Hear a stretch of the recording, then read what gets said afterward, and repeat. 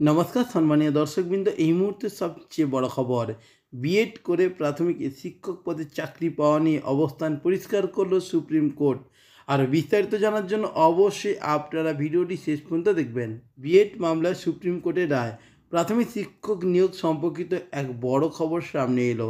B Ed করা চাকরি প্রার্থীদের প্রাথমিক শিক্ষক পদে নিয়োগ নিয়ে নিজেদের অবস্থান পরিষ্কার করল দেশের সর্বোচ্চ আদালত supreme court.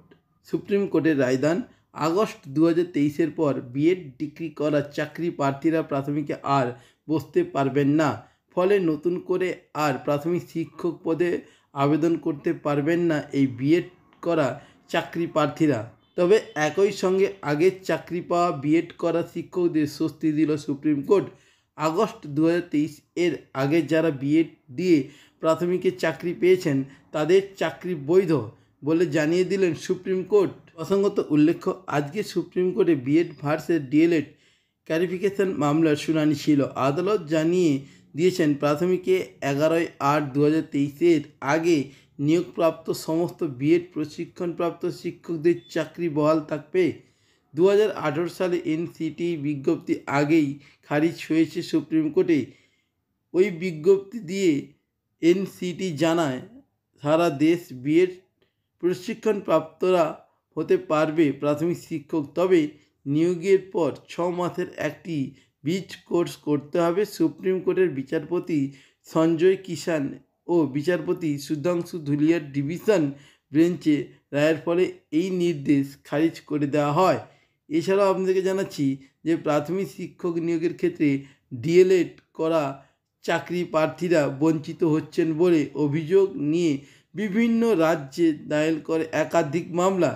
Rajasthan high court D.El.Ed প্রার্থীদের দিকে রায়দান করে, যদিও হিমাচল প্রদেশের হাইকোর্ট তেমনই রায় দেয়নি।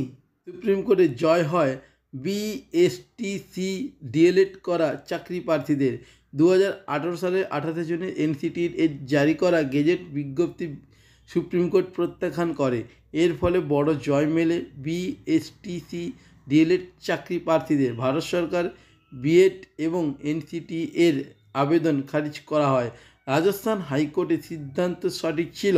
এই রায়ের ফলে বিএড করা চাকরি প্রার্থীদের প্রাথমিকে শিক্ষক পদে নিয়োগ একরকম বন্ধ হয়ে যায়। এছাড়াও আপনাদেরকে আরও জানিয়ে রাখছি, প্রাথমিক নিয়োগ নিয়ে গুরুত্বপূর্ণ রায় দিয়েছে সুপ্রিম কোর্ট। হাইকোর্টের নির্দেশ খারিজ করে শীর্ষ আদালতের রায়, শুধুমাত্র ডিএলএড প্রশিক্ষণরাই অংশ নিতে পারবেন প্রাথমিক শিক্ষক নিয়োগ প্রক্রিয়ায়। সুযোগ পাবেন না বিএড প্রশিক্ষিতরা। বিএড প্রশিক্ষিত চাকরি প্রার্থীরা উচ্চ বিদ্যালয়ে চাকরির জন্য আবেদন করতে পারবে বলে নির্দেশে উল্লেখ করা হয়েছে।